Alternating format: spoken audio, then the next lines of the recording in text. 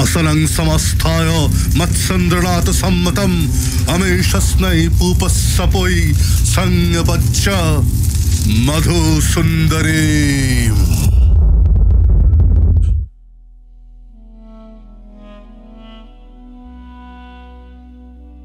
তারানাথ তান্ত্রিকের প্রথম গল্পটি আপনারা শুনেছেন কিছুদিন আগেই, হয়তো অনেকেই বিশ্বাস করেননি।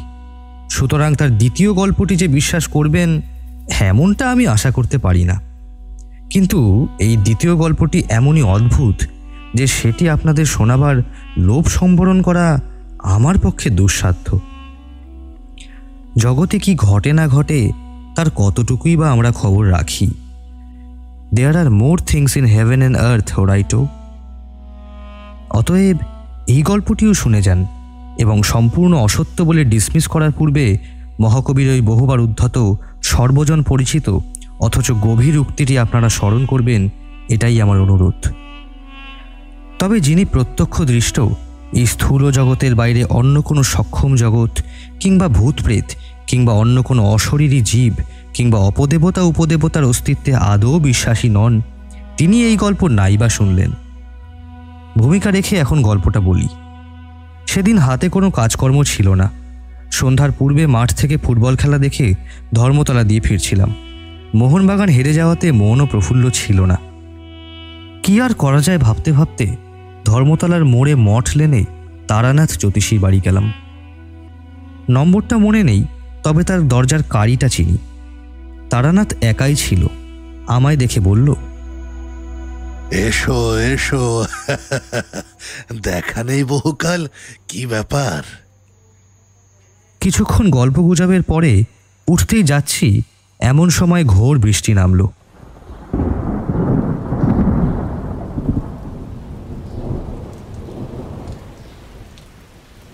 তারানাথ আমায় এ অবস্থায় উঠতে দিল না।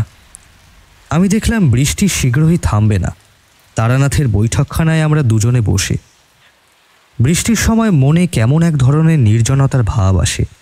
বৃষ্টি না থাকলে মনে হয় শহর শুদ্ধ লোক বুঝি আমার ঘরে এসে ভিড় করবে। কেউ না আসলেও মনের ভাব এই রূপ থাকে। কিন্তু বৃষ্টি নামলে মনে হয় এ বৃষ্টি মাথায় কেউই আসবে না। সুতরাং আমার ঘরে আমি একা। তারানাথের সঙ্গে বসেও সেদিন মনে হলো আমরা দুজনে ছাড়া সারা কলকাতা শহরে যেন কোথাও কোনো লোক নেই। সুতরাং মনের ভাব বদলে গেল। জীবনের কয়েক ধরনের অভিজ্ঞতার কাহিনী বলবার ও শোনবার প্রবৃত্তি উভয়েরই জাগল। ঘোর বৃষ্টিমুখর আষাঢ় সন্ধ্যায় আমরা মোহনবাগানের শোচনীয় পরাজয়, ল্যাংড়া আম অতিরিক্ত সস্তা হওয়ার ব্যাপার, চৌরঙ্গীর মোড়ে ওবেলার বাস দুর্ঘটনা প্রভৃতি নানারূপ কথা বলতে বলতে হঠাৎ কোনো এক সময় নারী প্রেমের প্রসঙ্গে এসে পড়লাম। তারানাথ বেশ বড় জ্যোতিষী ও তান্ত্রিক হলেও সুখদেব যে নয় বা কোনো কালে ছিল না, একথা আগের গল্পটিতে বলেছি। আশা করি তা আপনারা ভোলেননি। নারীর সঙ্গে সে যে বহু মেলামেশা করেছে একথা বলাই বাহুল্য। সুতরাং তার মুখ থেকে এ বিষয়ে কিছু রসালো অভিজ্ঞতার কথা শুনব, এরূপ আশা আমার পক্ষে স্বাভাবিকই ছিল। কিন্তু তার পরিবর্তে সে যে অসাধারণ অভিজ্ঞতা বর্ণনা করল, তার জন্য সত্যিই প্রস্তুত ছিলাম না। আর একটা কথা, তারানাথকে দেখে বা তার কথা শুনে আমার মনে হয়েছিল একটা কি ঘোর দুঃখ মনে সে চেপে রেখেছে। অনেকবার তন্ত্রশাস্ত্রের কথাবার্তা বলতে গিয়ে যেন কি একটা বলি বলি করেও বলেন। আজ বুঝলাম তারানাথের তান্ত্রিক জীবনের অনেক কাহিনী সে আমার কাছে কেন কারো কাছেই বলেনি। হয়তো সেগুলো ঠিক বলবার কথাও নয়, কারণ সে কথা বলা তাহার পক্ষে কষ্টকর স্মৃতির পুনরুদ্বোধন করা মাত্র। তাছাড়া আমার মনে হয় লোককে সেসব গল্প বিশ্বাস করানোও শক্ত। বললাম, জ্যোতিষী মহাশয়ের এ সম্বন্ধে অভিজ্ঞতা নিশ্চয়ই আছে, কি বলেন? অভিজ্ঞতা একটাই আছে, এবং সেটা বড় মারাত্মক রকমের অদ্ভুত। প্রেম কাকে বলে বুঝেছিলাম সেবার, এখন কিন্তু সেটা স্বপ্ন বলে মনে হয়। শোনো তবে। দেখুন, কোনো ট্র্যাজিক গল্প বলবেন না। প্রথম প্রেম হলো একটি মেয়ের সঙ্গে, সে মারা গেল, এই তো। ও ঢের শুনেছি। ঢের শোনোনি? শোনো, কিন্তু বিশ্বাস যদি না করো তাও আমায় বলবে। এরকম গল্প বানিয়ে বলতে পারলে একজন গল্প লেখক হয়ে যেতুম। হে দু একজন নিতান্ত অন্তরঙ্গ বন্ধু ছাড়া এ কথা কারো কাছে বলিনি। ঠিক এই সময় বাড়ির ভিতর থেকে তারানাথের বড় মেয়ে চারু ওরফে চারি 2 পেয়ালা গরম চা ও 2খানি করে পরোটা ও আলু ভাজা আনলো। চারি 10 বছরের মেয়ে, তারানাথের মতোই গায়ের রং বেশ উজ্জ্বল, মুখ চোখ মন্দ নয়। আমায় বলল, কাকাবাবু, লেসের কাপড়ের ছবিটা আনলেন না? চারির কাছে কথা দিয়ে রেখেছিলাম, ধর্মতলার দোকান থেকে তার উল বোনার জন্য একটা ছবি ও প্যাটার্নের নকশা কিনে আনবো। বললাম, আসলে আজ ফুটবলে একটু ভিড় ছিল, কাল ঠিক এনে দেবো তোমায়। চারি দাঁড়িয়েছিল। তারানাথ বলল, চারি মা, একটু যাতো, দুটো পান নিয়ে আয়। মেয়ে চলে গেলে সে আমার দিকে চেয়ে বলল, ছেলে পিলের সামনে সেসব গল্প, এই চাটা খেয়ে নাও। পরোটা এই না না না না, ফেলতে পারবে না। ইয়ং ম্যান তোমরা, তোমাদের এখন খাওয়ার বয়স। ওই বৃষ্টির জলেই হাত ধুয়ে ফেলো। চা পান শেষ করে তারানাথের গল্প আরম্ভ হলো। বীরভূমের শ্মশানের যে পাগলির অদ্ভুত কাণ্ড সেবার বলেছিলাম, তার ওখান থেকে তো চলে এলাম ওই সব কাণ্ড ঘটার পরেই। কিন্তু তন্ত্রশাস্ত্রের প্রতি আমার একটা অত্যন্ত শ্রদ্ধা হয়ে গেল তারপর থেকে। নিজের চোখে যা দেখলুম তা তো আর বিশ্বাস না করে পারি না। এটা পাগলির কথা থেকে বুঝেছিলাম, পাগলি আমায় ইন্দ্রজাল দেখিয়েছিল নিম্নতন্ত্রের সাহায্যে। কিন্তু সে তো ব্ল্যাক ম্যাজিক ছাড়া উচ্চতন্ত্রের কথাও বলেছিল। ভাবলাম দেখি না কি আছে এর মধ্যে। গুরু খুঁজতে লাগলাম। খুঁজলে কি হবে, ও পথের পথিকের দর্শন পাওয়া অত্যন্ত দুর্লভ। এই সময়ে বহু স্থানে ঘুরে বেরিয়ে আমার 2টি মূল্যবান অভিজ্ঞতা হলো। 1, ধনী জ্বালানো সাধুদের মধ্যে 99% জনই ব্যবসাদার। ধর্ম জিনিসটা এদের কাছে একটা বেচা কেনার বস্তু।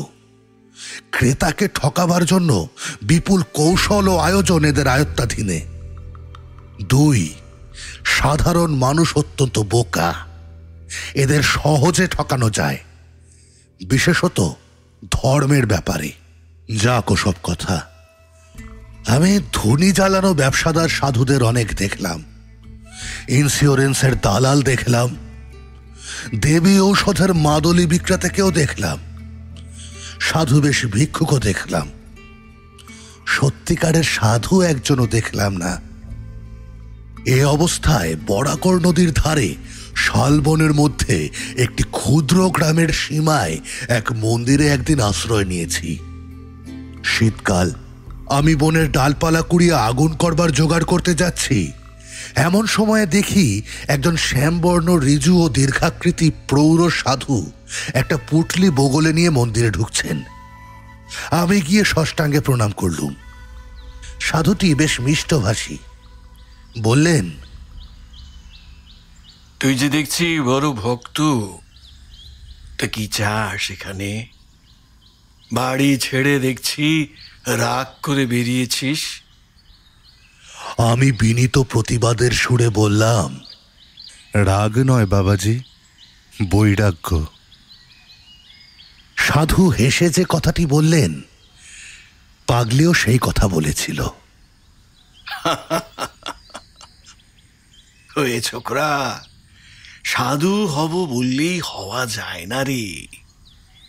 তোর মধ্যে ভোগের বাসনা এখনো পুরো মাত্রায় রয়েছে। যা যা যা, সংসার ধর্ম করগে যা।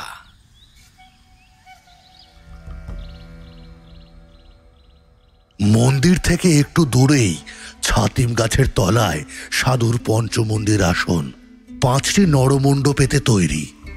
সাধু রাত্রে সেখানে নির্জনে সাধনা করেন, তাও দেখলুম।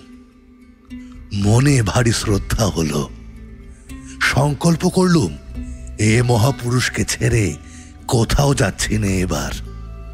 কিছুদিন লেগে রইলাম তার পিছনে। তার হোমের কাঠ ভেঙে এনে দিই, 3 মাইল দূরের কুসুমবনি গ্রাম থেকে তার জন্য চাল ডাল কিনে আনি। গ্রামের সকল লোকের মুখে শুনলাম সাধুটি বড় একজন তান্ত্রিক, অনেক অত ক্রিয়াকলাপ তার আছে। তবে পাগলির কাছে যেতে লোকে যেরকম আমায় ভয় দেখিয়েছিল, এখানেও তেমনি ভয় দেখালো। বলল, তান্ত্রিক সাধু সন্ন্যাসীদের বিশ্বাস করবেন না, ওরা সব পারে, একটু সাবধান হয়ে চলুন, নয়তো বিপদে পড়ে যাবেন। শীঘ্রই ওদের কথার সত্যতা একদিন বুঝলাম। গভীর রাত্রে আমার ঘুম ভেঙে গিয়েছে। সেদিন শুক্লপক্ষের রাত্রি, বেশ ফটফটে জ্যোৎস্না।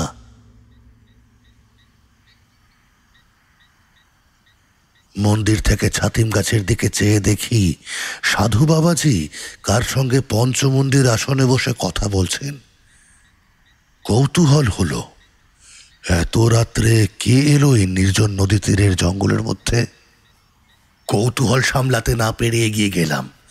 অল্প দূরে গিয়ে যা দেখলাম তাতে আর এগিয়ে যেতে সংকোচ বোধ হলো, এবং সঙ্গে সঙ্গে রীতিমতো আশ্চর্য হয়ে গেলাম। সাধু বাবাজি এত রাত্রে একজন মেয়ে মানুষের সঙ্গে কথা বলছেন।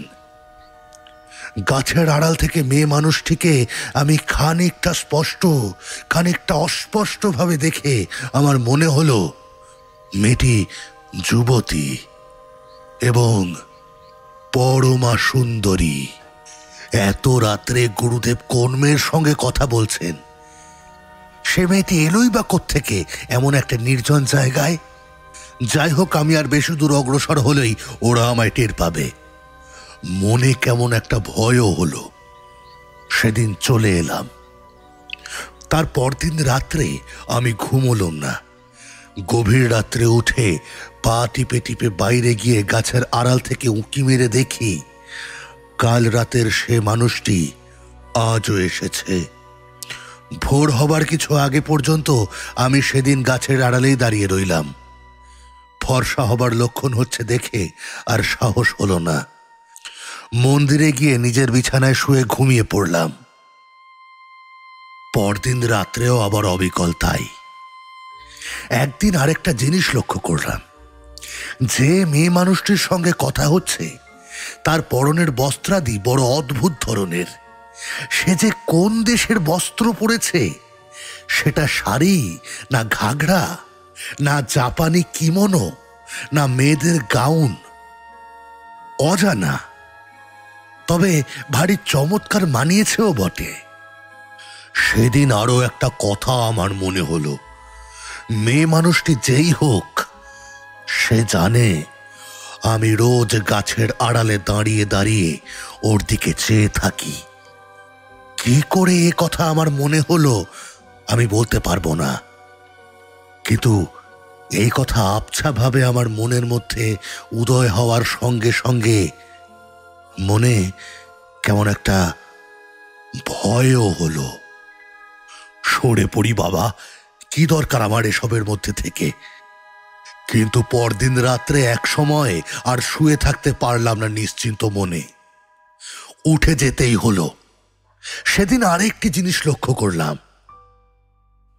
মেয়ে মানুষটি যখন থাকে তখন এক ধরনের সুগন্ধ যেন বাতাসে পাওয়া যায়।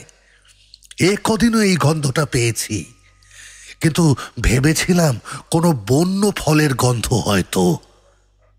আজ বেশ মনে হলো এ গন্ধের সঙ্গে ওই মেয়েটির উপস্থিতির একটা সম্বন্ধ বর্তমান। এইরকম চলল দিন 10-12। তারপরে সাধুর ডাক এলো বড়াকর্ণা কোডারমার এক গাড়োয়ালি জমিদার বাড়িতে কি একটা শান্তি সস্তয়ন করার জন্য। সাধুজি প্রথমে যেতে রাজি হননি। 2 দিন তার লোক এসে ফিরে গিয়েছিল, কিন্তু তৃতীয়বারে জমিদারের ছোট ভাই নিজে পালকি চড়ে এসে সাধুকে অনেক খোসামত করে নিয়ে গেলেন। মনে মনে ভাবলাম এ আর কিছু নয়, সাধুজি সেই মেয়েটিকে ছেড়ে একটি রাত্রিও বাইরে কাটাতে রাজি নন। কিন্তু নিকটে কোথাও বস্তি নেই, মেয়েটি আসেই বা কোথা থেকে? আর সাধারণ সাঁওতালি বা বিহারি মেয়ে নয়। আমি অনেকবার দেখেছি এবং প্রত্যেকবারই আমার দৃঢ় বিশ্বাস হয়েছে এ কোনো বড় ঘরের মেয়ে। যেমন রূপসী তেমনি তার অতি চমৎকার এবং দামি পরন পরিচ্ছদ। হঠাৎ আমার মনে একটা দুষ্ট বুদ্ধি জাগলো। আমার মনে হয়েছিল মেয়েটিকে সাধুজির হয়তো খবর দেওয়ার কোনো সুযোগ হয়নি। দেখাই যাক না আজ রাত্রে আসে কি না। তখন ছিল অল্প বয়স, তোমরা যাকে বলো রোম্যান্স, তার তখন যে আমার যথেষ্টই ছিল, এতে তুমি আমাকে দোষ দিতে পারো না। নির্দিষ্ট সময়ের কিছু আগে সেদিন রাতে আমি নিজেই গিয়ে পঞ্চমুণ্ডির আসনে বসে রইলাম। মনে ভয়ানক কৌতূহল, দেখি আজ মেয়েটি আসে কিনা।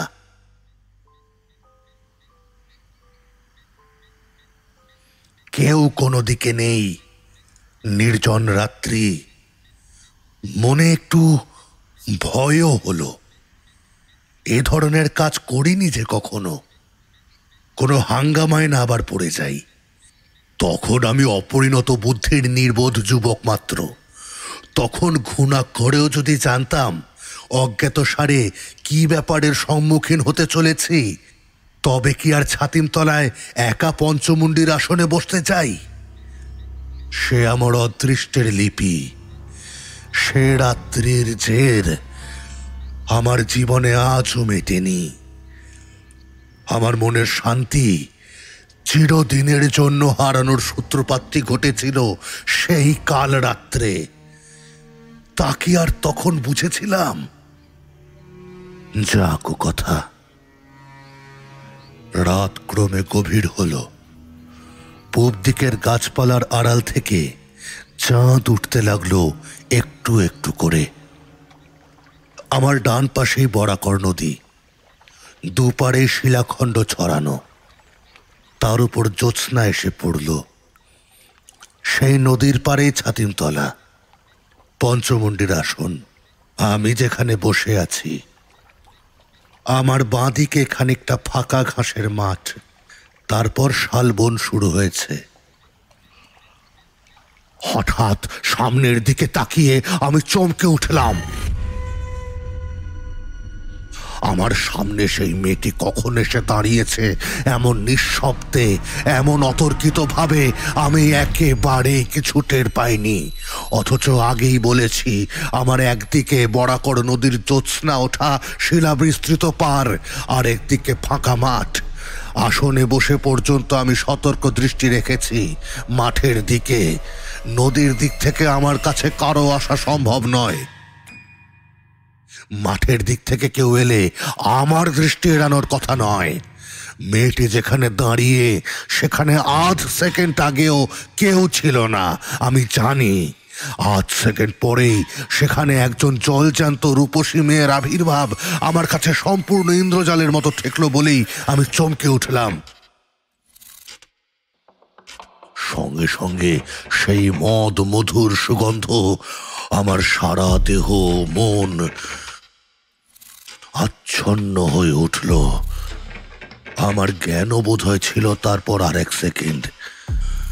তারপরে কি ঘটল আমি আর কিছুই জানি না।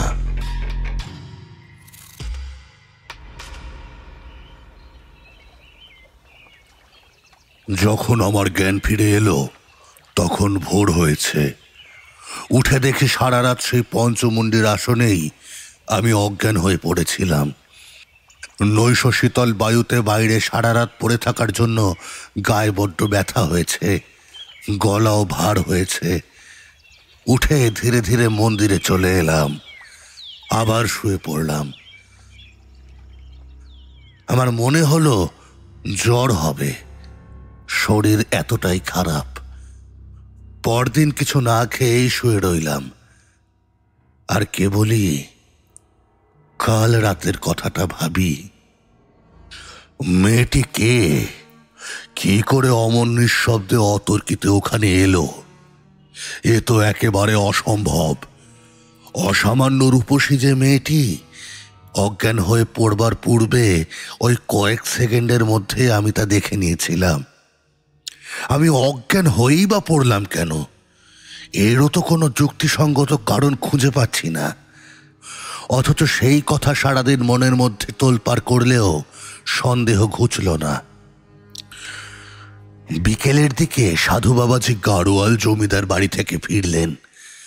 আমার জন্য লাড্ডু, কচুরি এবং মোটা সুতির একটা চাদর এনেছেন। তার নিজের জন্যে জমিদার বাড়ি থেকে ভালো একখানা পশমি আলোয়ান দিয়েছে। আমায় বললেন, শুয়ে কেন, ওঠো, জিনিসগুলো রেখে দাও। অতি কষ্টে সাধুর হাত থেকে পুটুলিটা নিলাম। তিনি আমার দিকে চেয়ে বললেন, কি হয়েছে, অসুখ বিসুখ নাকি? কিছু জবাব দিলাম না। সাধু স্নান করতে গেলেন এবং এসে জমিদার বাড়ির কাণ্ড কিরকম তারই সবিস্তারে বর্ণনা করতে লাগলেন। আমায় বললেন, তোমার কি হয়েছে বলো তো বাপু? হ্যাঁ, আমার মন মরা ভাব কেন?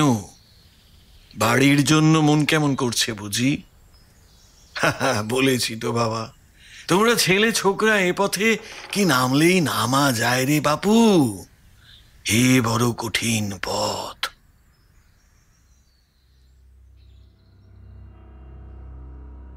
সেই রাত্রে আমার খুব জ্বর এলো। কতদিন ঠিক জানি না, অজ্ঞান অচৈতন্য রইলাম। জ্ঞান হলেই দেখতাম সাধু বাবা শিয়রে বসে আছেন। বোধহয় তারই সেবা যত্নে এবং দয়ায় ক্রমে ক্রমে সেরে উঠলাম। সেরে উঠে একদিন গাছতলায় বসেছি দুপুরের পরে। সাধু বললেন, ছেলে ছোকরা কিনা কি কাণ্ডটা বাঁধিয়ে বসেছিল বাপ। এবার তো বাঁচতে না, অতি কষ্টে বাঁচাতে হয়েছে। আচ্ছা বাপু, পঞ্চমুণ্ডির আসনে কি জন্য গিয়েছিলে সেদিন রাত্রে? আমি তো অবাক। কি করে জানলেন ইনি? আমি তো কোনো কথাই বলিনি।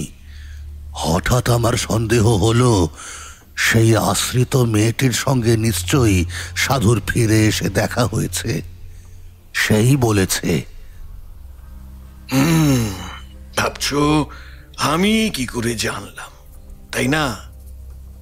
আরে বাপ, কতটুকুই বা তোমরা বোঝো আর কতটুকুই বা তোমরা জানো। তোমাদের দেখে সত্যি দয়া হয়। আপনি মানে জানলেন কি করে? আরে পাগল, তুমি তো জ্বরের ঘোরে বলেছিলে। ওই সব কথা নইলে আমি জানবো কি করে? যাক, প্রাণে বেঁচে গিয়েছো এই ঢের। আর কখনো অমন পাগলামি করতে যেও না। আমি চুপ করেই রইলাম। তাহলে আমি বিকারের ঘরে সব ফাঁস করে দিয়েছি। সেই দিন মনে মনে সংকল্প করলাম, 2-1 দিনের মধ্যেই এখান থেকে চলে যাব, শরীরটা একটু সুস্থ হয়ে উঠলেই। কিন্তু আমার ভাগ্যলিপি অন্যরকম। সাধু বাবাজিকে তার পরদিন পাহাড়ি বিচ্ছুতে কামড়ালো। তিনি তো যন্ত্রণায় অজ্ঞান হয়ে গেলেন। আমি 5 মাইল দূরবর্তী মিহিজাম থেকে ডাক্তার ডেকে আনি, তার সেবা করি। দিন রাত জেগে 3 দিন পরে তাকে সারিয়ে তুলি। দিন 10 পরে আমি একদিন বললুম, সাধুজি, আজ আমি চলে যেতে চাই। চলে যাবে? কোথায়? এখানে বসে থেকেই বা কি হবে সাধুজি? আমার তো কিছু হচ্ছে না। মিছে বসে থাকা আর মন্দিরের প্রসাদে ভাগ বসানো, দুটো পেটের ভাতের লোভে তো আমি এখানে বসে নেই। সাধুজি চুপ করে গেলেন। তখন কোনো কথা বললেন না। সন্ধ্যার কিছু আগে তিনি আমায় ডেকে কাছে বসালেন। বললেন, ভেবেছিলাম এ পথে নামাবো না তোমায়, কিন্তু তুমি দুঃখিত হয়ে চলে যাচ্ছ, সেটা বড় কষ্টের বিষয় হবে আমার পক্ষে। তুমি আমার যথেষ্ট উপকার করেছ, নিজের ছেলের মতো সেবা করেছ। তোমাকে কিছু দিতে চাই। একটা কথা তার আগে বলি, তোমার সাহস বেশ আছে তো? আগে হ্যাঁ, এর আগেও আমি বীরভূমের এক শ্মশানে তন্ত্র সাধনা করেছি। তারপর আমি শ্মশানের পাগলি ও তার অদ্ভুত ক্রিয়াকলাপের কথা বললাম। এতদিন পরে আজ সাধুকে প্রথম পাগলির কথা বললাম। সাধু অবাক হয়ে গেলেন। সে পাগলিকে তুমি চেনো? আরে, সে যে অতি সাংঘাতিক মেয়ে মানুষ। তুমি তার হাত থেকে যে অত সহজে উদ্ধার পেয়ে এসেছো, সে কেবল তোমার ওই পূর্বজন্মের পুণ্য। ওর নাম মাতু পাগলি, মাতঙ্গিনী। ও নিম্ন শ্রেণীর তন্ত্রে ভয়ানকভাবে সিদ্ধ। ওর সংস্পর্শে গিয়ে পড়েছিলে, কি সর্বনাশ! ওকে আমরা পর্যন্ত ভয় করে চলি। কিরকম জানো? যেমন লোকে খ্যাপা শেয়াল, কুকুর কি গোখরো সাপকে দেখলে ভয় করে, তেমনি ও সেই জাতীয়। অসাধারণ ক্ষমতা ওর নিম্নতন্ত্রের। ওর ইতিহাস বড় অদ্ভুত। হ্যাঁ, সে একদিন বলবো না হয়। কতদিন ওর সঙ্গে ছিলে? প্রায় 2 মাস। যখন ওর সঙ্গে ছিলে তখন কিছু কিছু অধিকার হয়েছে তোমার। তোমাকে আমি মন্ত্র দেব, কিন্তু তুমি যুবক, তোমার মনের ভাব আমি জানি। তুমি কি জন্যে রাত্রে পঞ্চমুণ্ডির আসনে গিয়েছিলে বলো তো? সত্যি করে বলবে। আমি লজ্জায় মাথা নিচু করে রইলাম। মনের গোপনে পাপ নেই। যদি পঞ্চমুণ্ডির আসনে বসে থাকি, তবে সেই অপরিচিতা নিশাবিহারিণী রূপসীর টানে। এ কথা গরুস্থানীয় ব্যক্তির কাছে স্বীকার করব কেমন করে? সেই দিন সাধু অতি অদ্ভুত এবং গোপনীয় কথা আমায় বললেন। কিন্তু একটা কথা তুমি জানো না, সেটা আগে বলি। তুমি সেদিন যাকে রাত্রে ছাতিম তলায় বসে দেখেছিলে, তিনি তোমার আমার মতো দেহধারী মানুষ নন। শুনে তো ভাই আমার গা শিউরে উঠল। দেহধারী জীব নয় বলে কি রে বাবা? তবে কি ভূত পেতনি নাকি? তোমায় আমি এ কথা বলতাম না যদি না শুনতাম যে তুমি মাতু পাগলির সঙ্গে ছিলে। আচ্ছা, শুনে যাও। আমার গুরুদেব ছিলেন কালিকানন্দ ব্রহ্মচারী। হুগলি জেলার জেজুর গ্রামে তার মঠ ছিল।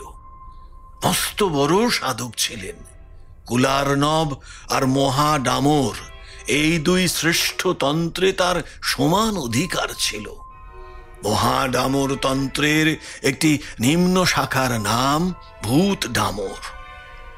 আমি তখন নিতান্তই যুবক, তোমারই মতো বয়স। স্বভাবতই আমার ঝোঁক গিয়ে পড়ল ভূত ডামরের ওপর। গুরুদেব আমার মনের গতি বুঝতে পেরে ও পথ থেকে ফেরাবার যথেষ্ট চেষ্টা করেছিলেন, কিন্তু তাই কি হয়? অদৃষ্ট লিপি তবে আর বলেছে কাকে? এই এই তোমার যেমন। ও পথ থেকে ফেরাতে চেষ্টা করেছিলেন কেন? ও পথ বড় প্রলোভনের পথ, বিপদের পথ। ভূত ডামর তন্ত্র নানা প্রকার অশরীরী উপদেবীদের নিয়ে কারবার করে। তন্ত্রের ভাষায় এদের সাধারণ নাম যোগিনী। জপে ও সাধনায় বশীভূত হয়ে এদের মধ্যে যে কেউ, যার সাধনা তুমি করবে, সে তোমার আপন হয়ে থাকতে পারে। নানাভাবে এদের সাধনা করা যায়।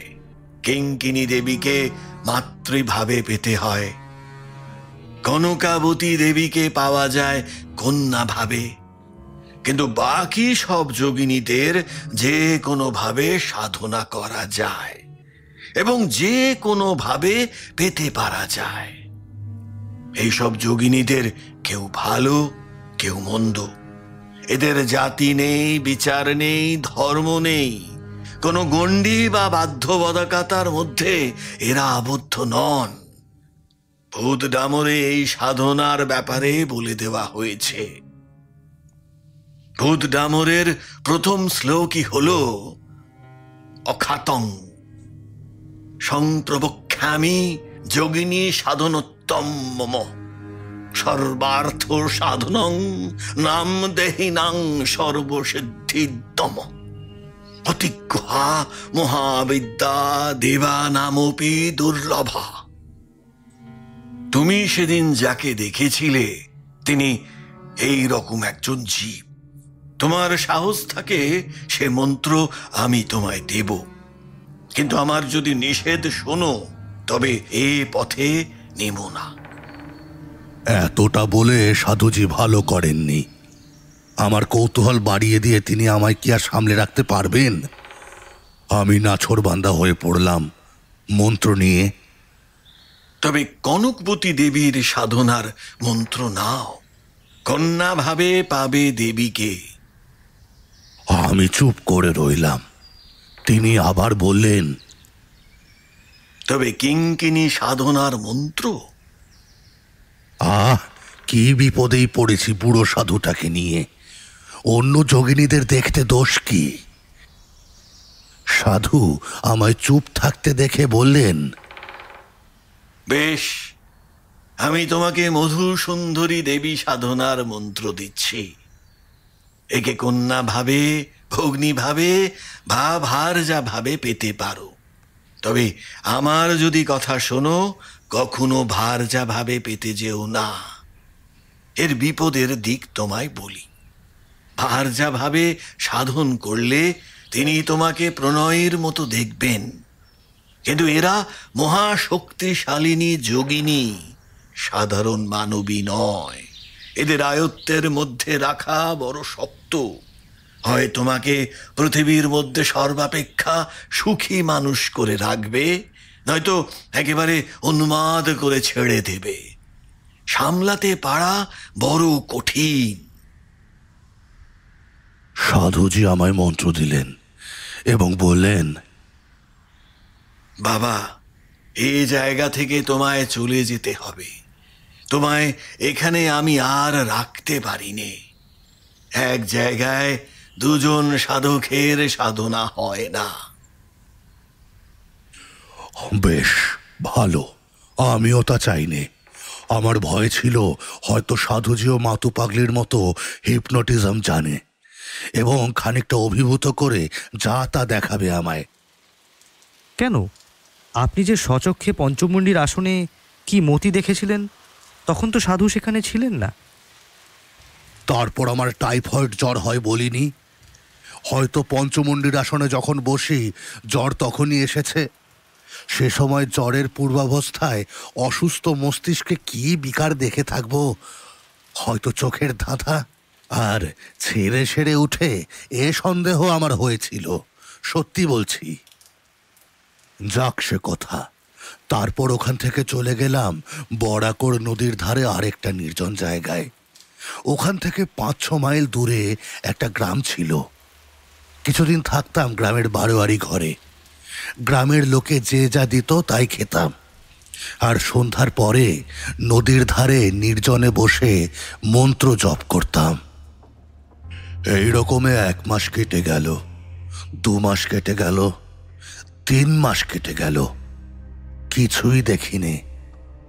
মন্ত্রের উপর বিশ্বাস ক্রমেই যেন কমে যাচ্ছে। তবুও মনকে বোঝালাম 6 মাস পরে পর্ণহতি ও হোম করার নিয়মও বলে দিয়েছিল সাধুজি। তার আগে কিচ্ছু হবে না। 6 মাসও পূর্ণ হলো। সাধুজি যেমন বলে দিয়েছিল ঠিক সেই সব নিয়ম পালন করলাম।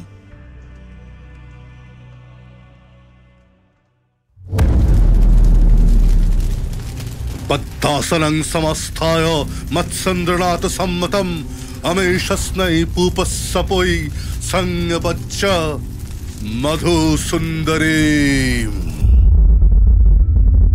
বরাকর নদীর তীরে বসে ভাত রাঁধলাম, কই মাছ পোড়ালাম, আঙট কলার পাতায় ভাত ও পোড়া মাছের নৈবেদ্য দিলাম। ডামরের সমাধি দিয়ে বালির উপর হোম করে ওং টং ঠং ছং ইক্ষং মধুসুন্দরজয় নমঃ এই মন্ত্রে আহুতি দিলাম।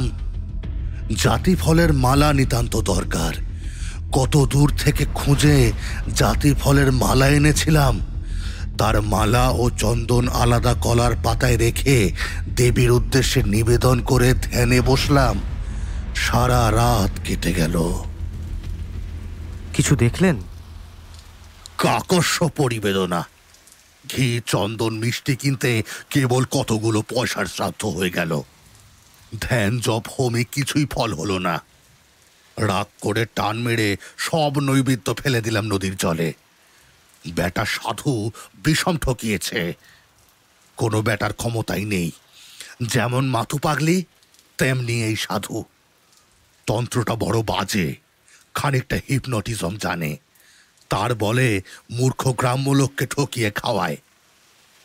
এসব ভাবি বটে, জবটা কিন্তু ছাড়তে পারিনি। অভ্যেস মতো করেই যাই।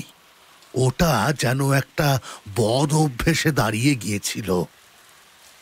এভাবে আরো 4-5 মাস কেটে গেল।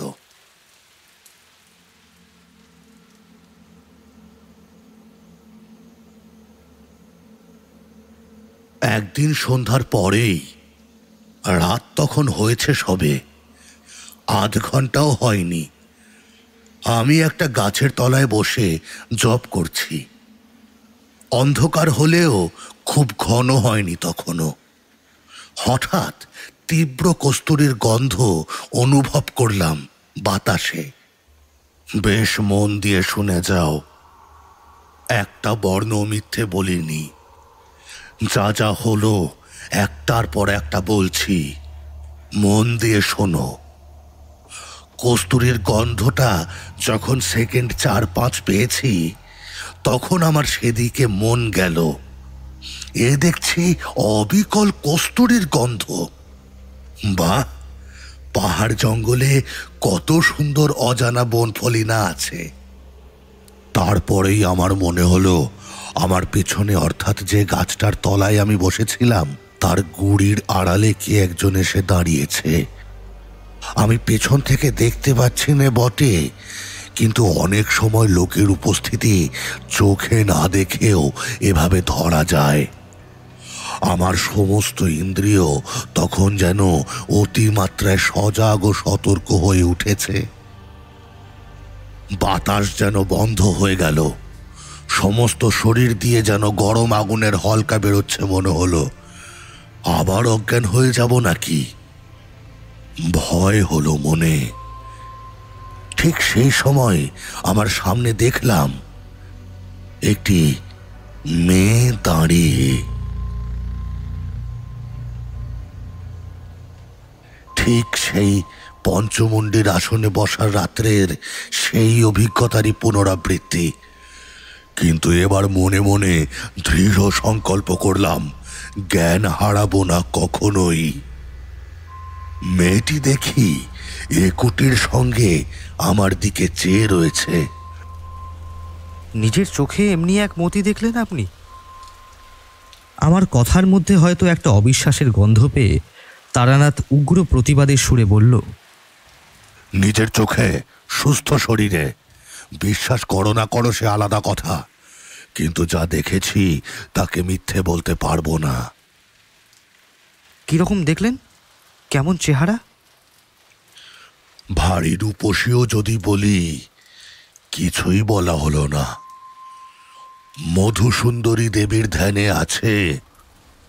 উদ্যত ভানু প্রতিকাশা বিদ্যুৎ পুঞ্জ নিভাসতি, নীলাম্বর পরিধানা মদ বিহলোচনা, নানালঙ্কার শোভট্টা, কস্তরী গন্ধমোদিতা, কোমলাঙ্গিং স্মরমুখিং বিনত তুঙ্গ পয়োধরম। অবিকল সেই মূর্তি।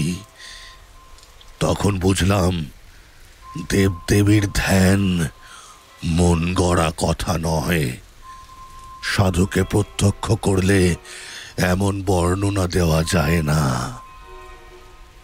আপনি কোনো কথা বললেন? কথা? আমার চেতনা তখন লোপ পাওয়ার মতো হয়েছে। পাগল তুমি? সে তেজ সহ্য করা আমার কম্য। সাধারণ মানবীর মতো তার কোনো জায়গায় নয়। ওই যে বলেছে না, মদবিহলোচনা। ওরে বাবা, সে কি চোখের ভাব! ত্রিভুবন জয় হয় সে চোখের চাহনিতে। বর্ণনা রাখুন, কি কথা হলো বলুন। কথাবার্তা যা হয়েছিল সব বলার দরকার নেই। মোটের উপর সেই থেকে মধুসুন্দরী দেবী প্রতি রাত্রে আমায় দেখা দিতেন। নদী তীরের সেই নির্জন জায়গায় তাকে চেয়েছিলাম প্রিয়া রূপে। বলাই বাহুল্য, সাধুর কথা কে শোনে। তখন শীতকাল, বরাকর নদীর জল কমে গেছে। জলের ধারে জলজ লিলি গাছ শুকিয়ে হলদে হয়ে এসেছে। আগে যেখানে জল ছিল সেখানে বালির উপর অভ্রকণা জ্যোৎস্না রাতে চকচক করে। বরাকর নদীর দুপারের শালবন পাতা ঝরিয়ে দিচ্ছে। আকাশ রোজ নীল। রাত্রে শুক্লপক্ষের জ্যোৎস্নার বড় মনোরম শোভা। সেই সময় থেকে 3টি মাস দেবী প্রতি রাত্রে দেখা দিতেন। সত্যিকার বাঁচা বেঁচেছিলাম এই 3 মাস। এসব কথা বলাও এখন আমার পক্ষে বেদনাদায়ক। কত বেদনাদায়ক তুমি জানো না। আমার জীবনের যা সর্বশ্রেষ্ঠ আনন্দ তা পেয়েছিলাম ওই 3 মাসে। দেবী বটে, মানুষের সাধ্য নেই অমন ভালোবাসা, অমন নিবিড় বন্ধুত্ব দান করার। সে এক স্বর্গীয় দান, সে তুমি বুঝবে না। তোমায় কি বোঝাবো? তুমি আমায় অবিশ্বাস করবে, মিথ্যেবাদী না হয় পাগল ভাববে। হয়তো ভাবছো এতক্ষণ। তুমি কেন, আমার স্ত্রী আমার কথা বিশ্বাস করে না। সত্যি আমায় তান্ত্রিক সাধু পাগল করে দিয়েছিল গুণজ্ঞান করে। কিন্তু সে সুখের প্রকৃতি ভীষণ তেজস্ক্রিয় মদিরার মতো। আমাকে তার নেশা দিনে দিনে কেমন অপ্রকৃতিস্থ করে দিতে লাগলো। কিছু ভালো লাগে না, কেবল মনে হয় কখন সন্ধ্যা নামবে বরাকর নদীর শালবনে, কখন দেবী মধুসুন্দরী নায়িকার বেশে আসবেন। সারা রাত্রি কোথা দিয়ে কেটে যাবে স্বপ্নের মতো, নেশার ঘোরের মতো। আকাশ নক্ষত্র দিক বিদিকের জ্ঞান লন্ত হয়ে যাবে কয়েক প্রহরের জন্য। কয়েক প্রহরের জন্য সময় স্থির হয়ে, নিশ্চল হয়ে, অচল হয়ে থেমে থাকবে বরাকর নদী তীরের বন প্রাঙ্গণে। একদিন ঘটল এক বিপদ। একটি সাঁওতালি মেয়ে রোজ নদীর ঘাটে জল নিতে আসে। সুঠাম তার দেহের গঠন, নিকটের বস্তিতে তার বাড়ি। অনেকদিন থেকে তাকে দেখছি, সেও আমায় দেখছে। সেদিন সে জল নিয়ে ফিরে যাচ্ছে, আমায় তাদের বাঁকা বাংলায় বলল, ছেলে হয়ে হয়ে মরে যায়, তার মাদুলি আছে তোমার কাছে সাধু বাবা? এমন করুণ সুরে বলল, আমার মনে দয়া হলো। মাদুলি দিতে জানি এ কথা বলিনি, তবে তার সঙ্গে কিছুক্ষণ গল্প করেছিলাম। তারপর সে চলে যায়। মধুসুন্দরী দেবীকে সেদিন দেখলুম অন্য মতিতে। কি ভ্রুকুটি কুটিল দৃষ্টি, কি সে মুখের ভাব! সে মুখের ভাব তুমি কল্পনা করতে পারবে না। চণ্ডিকা দেবীর রোষ কটাক্ষে যেমন লৌহজিহ্বা করালিনী প্রচণ্ডা কাল ভৈরবী মূর্তির সৃষ্টি হয়েছিল, এও যেন ঠিক তাই। সেদিন বুঝলাম আমি যার সঙ্গে মেলামেশা করি সে মানুষ নয়, মানুষের পর্যায়ে সে পড়ে না। মানবী যতই রাগ করুক, সে কড়াসিনী হয় না, পিচাসী হয় না, মানবী থেকে যায়। ভীষণ পুঁতি গন্ধে সেদিন শালবন ভরে গেল। প্রতিদিনের মতো কস্তুরীর সুবাস কোথায় যেন মিলিয়ে গেল। তারপর এলেন মধুসুন্দরী দেবী। দেখেই মনে হলো এরা দেবীও বটে। আবার বিদেশি পিচাসিও বটে। এদের ধর্ম নেই, সব পারে এরা। যে হাতে নায়িকার মতো ফুলের মালা গাঁথে, সে হাতেই বিনা দ্বিধায়, বিনা অনুশোচনায় নিমেষে সব ধ্বংস করতে এরা অভ্যস্ত। আমার ভীষণ ভয় হলো। পিচাসী মধুসুন্দরী তা বুঝে বলল, ভয় কিসের? ভয় কই? তুমি রাগ করেছ কেন? খল খল অট্টহাস্যে নির্জন অন্ধকার ভরে গেল।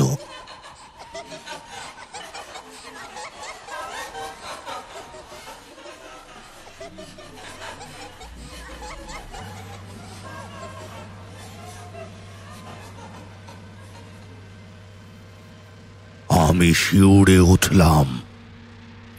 সব চিনতে পারবে? অন্ধকার রাত্রে সাঁওতালদের কোনো বউয়ের সব তোমার সামনে দিয়ে যদি জলে ভেসে যায়, চিনতে পারবে? তুমি না যদি চিনতে পারো, দুটি সবে জড়াজড়ি করে ভেসে থাকলে অন্য লোকের সকালে নিশ্চয় চিনবে। হাত জোর করে বললাম, দেবী, তোমায় ভালোবাসি। ও মতি আমায় দেখিও না, আমায় মারো, ক্ষতি নেই, কিন্তু অন্য কোনো নিরপরাধিনী স্ত্রীলোকের প্রাণ নেবে কেন? দয়া করো। বহু চেষ্টায় প্রসন্ন করলাম, তখন আবার যে দেবী সে দেবী বললেন, সেই সাঁওতালের মেয়ের মতিতে আমায় দেখতে চাও? সেই মতিতে এখনই দেখা দেব। বলতে বলতে সেই সাঁওতালদের মেয়েটি আমার সামনে দাঁড়িয়ে, বরং আরো নিটল গরম শরীরের, মুখের ভাব আরো কমনীয়। বললাম, ও চাই না, তোমার মতি দেখাও দেবী। সেই রাত্রি থেকে বুঝলাম কাল সাপ নিয়ে খেলা করছি আমি। গুরুদেব বারণ করেছিলেন এই জন্যেই, হয়তো একদিন মরবো এর হাতেই। সাপুড়ে সাপের খেলা দেখায়, মন্ত্র বলে, আবার বেকায়দায় পড়লে সাপের ছোবলেই মৃত্যু হয়। এভাবে বেশি দিন কিন্তু ছিল না। কিছুদিন পরে আবার পিচাসির মতি ভুলে দেবীর প্রেমে ও মধুর ব্যবহারে গলে গেলাম। তাতেও বুঝলাম এ সাধারণ মানবী নয়, অমানসিক ধরনের এদের মন। মানুষের বিবর্তনের জীব এরা নয়, হয় তার ওপরে নয় তার নিচে। একদিন দেবী আমায় বললেন, আর কিছুদিন যাক, তোমায় বহর নিয়ে যাব। কোথায়? সে বলবো না এখন। কত দূরে? কোন দিকে? এত দূরে, এমন দিকে যা তুমি ধারণা করতে পারবে না। তবে তোমার ভাগ্যে আছে কি তা? সব ভুলে গেলাম আবার। পিচাসিনী মধুসুন্দরী তখন কোথায় মিলিয়ে গেছে।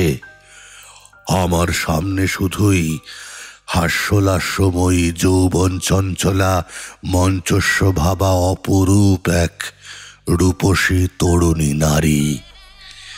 দেবী বটে। আমি আবার কিসের নেশায় অভিভূত হয়ে পড়লাম, মাথায় ঠিক রইল না। হঠাৎ দেবী একদিন বললেন, বিপদ আসছে তোমার, তৈরি হও। কি বিপদ? তা বলবো না। প্রাণ সংশয়ের বিপদ? তা বলবো না। তুমি অভয় দিলে বিপদ কিসের? আমি ঠেকাতে পারবো না, কেউ ঠেকাতে পারবে না। যা আসছে তা আসবেই। কথা খেটে গেল শিগগির। খুব বেশি দেরিও হলো না। 3 মাস পরে আমার বাড়ি থেকে লোকজন সন্ধানে সন্ধানে সেখানে গিয়ে হাজির। গ্রামের লোক তাদের বলেছে, কে একজন পাগল, বোধহয় বাঙালি হবে, অল্প বয়সে বরাকর নদীর ধারে শালবনে সন্ধেবেলা বসে থাকে আর আপন মনে বিড়বিড় করে বকে। আমায় এ অবস্থায় গাঁয়ের অনেকেই নাকি দেখেছে। তাই শুনে বাড়ির লোক আমায় গিয়ে খুঁজে বার করলো। ছেঁড়া ময়লা কাপড় পরনে, মাথায় জট, গায়ে খড়ি উঠছে, এই অবস্থায় নাকি আমাকে ধরে।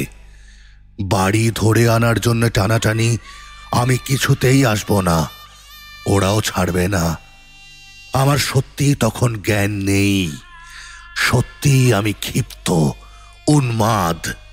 ওরা হয়তো আমায় আনতেও পারতো না, কিন্তু যে দেবীকে পেয়েছিলাম প্রণয়িনী রূপে, তিনি নিরুৎসাহ করলেন। কিরকম? ওরা ধরে নিয়ে গিয়ে নিকটবর্তী গ্রামের একটি গোয়াল ঘরে আমায় বেঁধে রেখেছিল। গভীর রাত্রে বাঁধন ছিঁড়ে ওদের হাত থেকে লুকিয়ে পালিয়ে সেই একটি রাত মধুসুন্দরী দেবীর সঙ্গে দেখা করেছিলাম। দেবীকে বললাম, আমি এই নদী তীরের তীর্থস্থান ছেড়ে আর কোথাও যাব না দেবী। তিনি নিষ্ঠুর হাসি হেসে বললেন, যেতে হবেই, এই আমার অদৃষ্ট লিপি। অদৃষ্টের বিরুদ্ধে তিনি অত বড় শক্তিশালিনী যোগিনী হয়েও যেতে পারেন না। তিনি জানেন এই রাতের পরে জীবনে তার সঙ্গে আর কখনো দেখা হবে না। আগে থেকে বলে তৈরি করে রাখতে চেয়েছিলেন, এই জন্যেই। দেবী ত্রিকালজ্ঞা। তাকে জিজ্ঞেসও করিনি কি করে তিনি এ কথা জানলেন। হলো তাই। বাড়ি আসার পরে সবাই বলল কে কি খাইয়ে পাগল করে দিয়েছে। দিন কত উন্মাদের চিকিৎসা চলল। বছরখানেক পরে আমায় বিয়ে দেওয়া হলো। সেই থেকেই আমি সংসারী। আর কখনো মন্ত্রজাপ করে তাকে আহ্বান করেননি কেন? বাপরে, এ কি ছেলে খেলা! মারা যাব শেষে। অন্য নারী জীবনে এলে তিনি দেখা দেবেন, সে চেষ্টাও কখনো করিনি। সে কতকাল হয়ে গেল, সে কি আজকের কথা? আচ্ছা, এখন আর তাকে দেখতে ইচ্ছে হয় না? বৃদ্ধ তারানাথ উৎসাহে উত্তেজনায় বালিশ বুকে চেপে ধরে খাড়া হয়ে উঠে দাঁড়ালো। ইচ্ছে হয় না কে বলেছে? বললুম না, ওই 3 মাসই বেঁচেছিলাম। দেবী এসেছিলেন মানসী হয়ে। এদিকে সরসচর্যশালিনী শক্তিরূপিণী যোগিনী, তেজে কাছে ঘেঁষা যায় না। অথচ কি মানবী না হয়ে যেতেন যখন ধরা দিতেন আমায়। প্রিয়ার মতো কাছে আসতেন, অমনি মিষ্টি, অমনি ঠোঁট ফুলিয়ে মাঝে মাঝে অভিমান। বরাকর নদীর ধারের শালবন রাত্রির পর রাত্রি তার মধুর হাসিতে জ্যোৎস্নার মতো উজ্জ্বল হয়ে উঠত। এমনই কত রাত ধরে এক এক সময় ভ্রম হতো তিনি বোধহয় সত্যি মানুষই হবেন। বিদায় নিয়ে যাওয়ার সেই রাতটিতে বললেন, নদী তীরের এই 3 মাসের জীবন আমি ওকে ভুলবো ভেবেছ? আমাদের পক্ষেও সম্ভব এ নয়। ভেবো না আমরা খুব সুখী। আমাদের মতো সঙ্গীহারা, বন্ধুহারা জীব কোথায় আছে? প্রেমের কাঙাল আমরাও। কতদিন পরে একজন মানুষে আমাদের সত্যিকারের চাওয়া চায়। তার জন্য আমাদের মন সর্বদা তৃষিত হয়ে থাকে, কিন্তু তাই বলে নিজেকে সহজলভ্য করতে পারিনি। আগ্রহ করে যে না চায় তার কাছে যাইনি। সে আমার প্রেমের মূল্য দেবে না, নিজেও আনন্দ পাবে না, যা কিনা পাওয়া যায় বহু চেয়ে পাওয়ার পরে। কিন্তু আমাদের অদৃষ্ট লিপি কোথাও চিরদিন থাকতে পারিনি। কি না কি ঘটে যায়, ছেড়ে চলে যেতে হয় অনিচ্ছা সত্ত্বেও। কজন আমাদের ডাকে, কজন বিশ্বাস করে। সুখী ভেবো না আমাকে।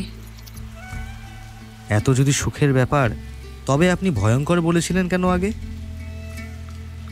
ব্যাপার ভয়ঙ্কর এই জন্যেই যে আমার সারাটা জীবন মাটি হয়ে গেল ওই 3 মাসের সুখ ভোগে। কোনো দিকেই মন দিতে পারিনি। মধ্যে তো দিন কত উন্মাদী হয়ে গিয়েছিলাম বিয়ের পরেও। তারপরে সেরে সামলে উঠে এই জ্যোতিষের ব্যবসা আরম্ভ করে যা হয় একরকম। সেও দেবীরই দয়া। তিনি বলেছিলেন জীবনে কখনো অন্য কষ্টে আমায় পড়তে হবে না। পড়তে হয়নি কখনো, কিন্তু ওতে কি আর আনন্দ দেয় জীবনে? তারানাথ গল্প শেষ করে বাড়ির ভিতরে যাওয়ার জন্য উঠল। আমিও বের হয়ে ধর্মতলার মোড়ে আসলাম। এত অদ্ভুত অবাস্তব জগৎ থেকে বিংশ শতাব্দীর বাস্তব সভ্যতার জগতে এসে যেন হাঁপ ছেড়ে বাঁচলাম। যতক্ষণ তারানাথ গল্প বলে ততক্ষণ ওর চোখ মুখের ভাবে ও গলার স্বরে গল্পের সত্যতা সম্বন্ধে অবিশ্বাস জাগেনি। কিন্তু ট্রামে উঠেই মনে হলো, কি মনে হলো তার নাইবা বললাম।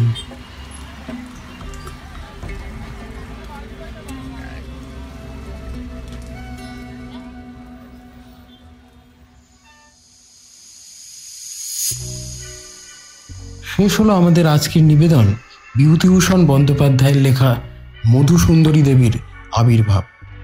অশ্বিনীর ভূমিকায় সোহম ঘোষ, তারানাথ তান্ত্রিকের ভূমিকায় তপশ্রী কাইত, মধুসুন্দরী দেবী ও সাঁওতাল মেয়ের ভূমিকায় কঙ্কা বণিক, সাধুর ভূমিকায় রাজ চট্টোপাধ্যায়, চারির ভূমিকায় শিবশ্রী সরকার এবং গল্পের সূত্রধর আমি সমীরণ।